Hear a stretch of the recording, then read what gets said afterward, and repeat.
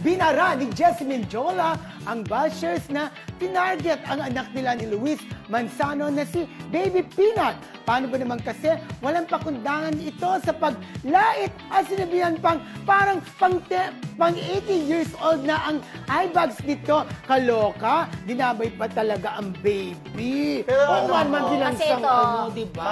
Oo, nag-post si Jessie Mendiola kasi sa kanyang FB page. Diba, nang picture nilang mag-ina. Tapos may isang basher doon talaga, grabe. Sabi nung isang basher doon, no? Grabe, sabi niyang gano'n. Bata pa lang. Bata pa lang, parang 80 years old na yung sa laki daw nung iPad. Grabe naman yun. Sinagot siya ni Jessie, di ba? Ang sabi ni Jessie. Ano sabi ni Jessie? Ang sabi ni Jessie, Diyos ko, kaya malaking eyebags, lahi namin yan dahil half lebanese kami. Yes, pero nag-guard si Jessie. Oo, correct. Sabi niya, tingnan mo muna yung mukha mo, no?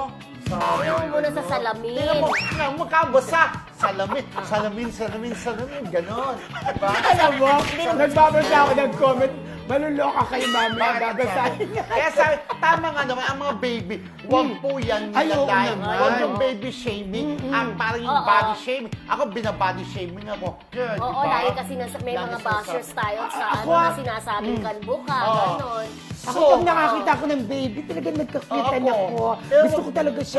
Hindi, i-spare nila naman yung mga bata, yung mga wala pa naman kinalaman ng mga Hindi naman natin sinasabing okay lang mambash kahit matatanda. Pero wag naman yung mga walang kamuwang. Walang kamalay-malay. Malay-malay. Yung pinagdadaanan ni Jessie, pinagdaanan din yan mas matindi pa ni Pauline Luna. True. Diba? Umabot pa sa punto na muntik nang magdemanda si Pauline. Dahil grabe talaga naman din. Nilait yung anak niya.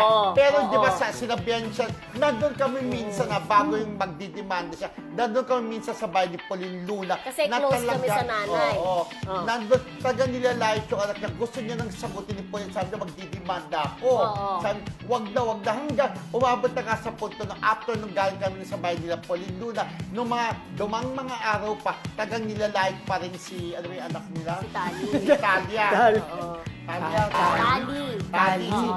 Pero nakita nyo, napaka-smart nung bata, di ba? Nang umabot na sa punto, magdidemanda na ulit si Pauline. Pero yun nga, nag-sorry na rin yung naglalait sa anak. Hindi na dinimanda. At saka friendship, hindi natin masisisi si Jessie. Alam niyo po yung nanay, ganyan talaga. Ito na nga, kahit hindi tao, may alaga akong chicken. Pag ginambala mo yung mga anak nila, talagang tutukain ka, hahabulin ka. Natutuwa ka sa mga chicken. Speaking of chicken, kasi yung mga chicken, yung mga baby sisi, kung tawagin, sumusunod sa nanay. Pero kasi, parang kukunin mo na, gawagawin pa. Aawain ka ni Madi. Nakakatuwa. True. Yung mga sisi, lilit na cute, diba?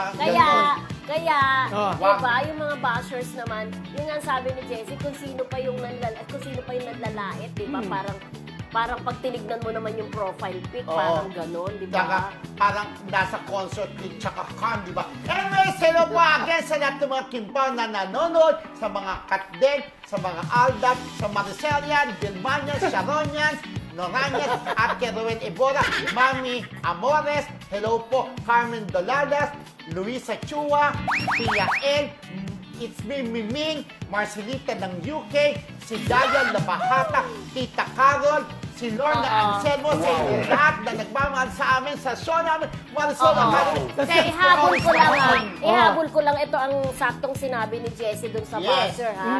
Sabi niyang ganun, iayon po natin ang ganda sa panlalait.